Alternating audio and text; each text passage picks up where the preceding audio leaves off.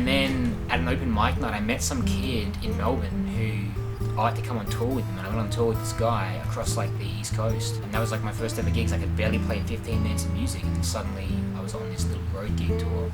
I wanted to be a director or a filmmaker. Before I became a musician, I was unemployed.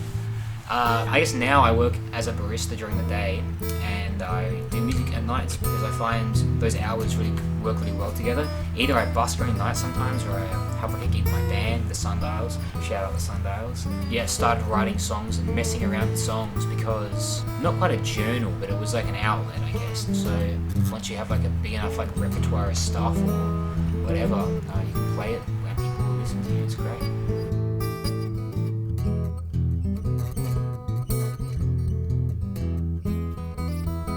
First gig, yeah, well, I guess apart from open mic nights, I think it was like a restaurant my sister worked at, and I was just like, ugh, terrified. Like, you think it's gonna be a great idea, and then you're like a stage in front of about 20 to 30 people, and it's just like, oh boy, this is nerve-wracking. And singing, that's a funny story actually. I got hit by a car a few years ago, and I was like really nearly dead, and they paralyzed some of my vocal folds running tubes down my throat, so I could only speak in a whisper. And as a part of that, they were going to cover my kind of vocal therapy to get me speaking like I am now again. But by the second session, I guess my voice had already healed enough. They were just sort of like, oh, is there anything else you want to know? And I was like, well, yeah, can you teach me to sing better than I could before? And they did. And that was a great help of taking a bad situation and turning it into something good, I guess. You know?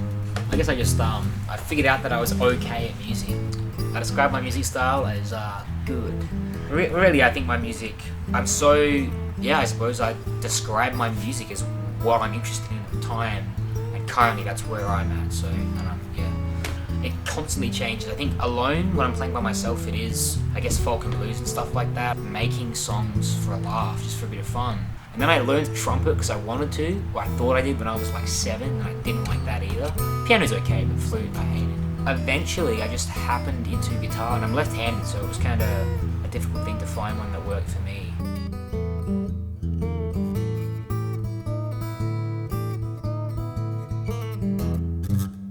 My first actual paid gig was on this road gig with this guy I'd met once in an open mic night in Melbourne. He invited me out with him. I had about 20 minutes of music, and you needed 45 minutes, like Folsom Prison Blues, doing it like twice in different keys, just hoping people wouldn't notice and stuff like that. But it was good fun, and it's good fun. When the sound is just immaculate and you feel super comfortable because you can hear yourself totally. I've had a lot of gigs where I can't hear myself, I don't know what I'm sounding like, and it's like, ugh, and that just makes you feel terrible.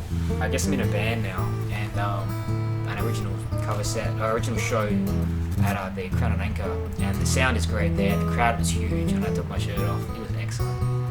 It was a great time. Dare I say, I don't know if I've even reached my turning point in music yet. I think if I've reached a turning point with music, a moment where it's clicked for me, I guess maybe busking and stuff like that. Like, go out and busk at like Rundle Mall on Friday nights where there was, traffic had slowed down, but there's still bars near the end of Rundle Mall, so you get people coming through.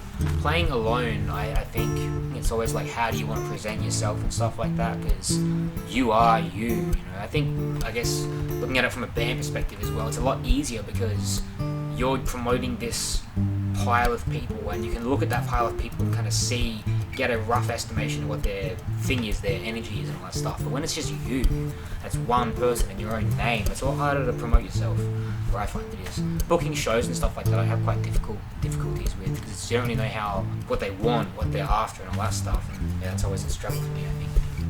I love the technicality of guitar and Spanish guitar and stuff like that. That's crazy to me, and I'm trying to learn that stuff now. And finger picking and the Delta blues finger picking stuff, just big and hearty vocals that you can really feel, and folk singers from like 60s and 70s, also the ones from like the 20s and 30s. I got to the point in like 2019 where I listened to so much Bob Dylan that I was hearing Bob Dylan's voice instead of my own in my head, Leonard Cohen and stuff like that, immaculate songwriters, Carlos Santana, damn. There's some guys around Adelaide that do a great job, Oli Cabani and Jimmy Bay are incredible musicians. Also, there's like the Rolling Stones, and yeah, I love just stuff with charisma and energy for live performances, as well as like soulful recordings that float into the void when you listen to. Like I just love music, you know. And yeah, anything that I love inspires me, of course. So if I was to meet me when I was like, I don't know, a couple of years ago, I'd just say like, well, I think busking at nighttime was best, because I tried busking during the day, but I found it was very hard because people can hear you, but they're not really engaging. That I think happens a lot of shows too. A lot of times it's like you're playing as entertainment for just background noise. And so I found that very kind of disheartening when I first started playing music, because I couldn't tell if I was playing good or bad. I didn't get any feedback. But nighttime busking, it really was just feeling it out yourself. And then I think at nighttime, people are more inclined to sort of engage with you or have a conversation with you or say what they like or they don't even like about what you do. I feel like in that regard, I almost feel like I'm still being born or upcoming, doing and making and building friends, going to shows, you meet other people that might be interested in like doing a duo or something like that and playing some shows around. Being born, getting out into the world and doing, you know, that really, don't sit on your incredible skill, you know, you do something.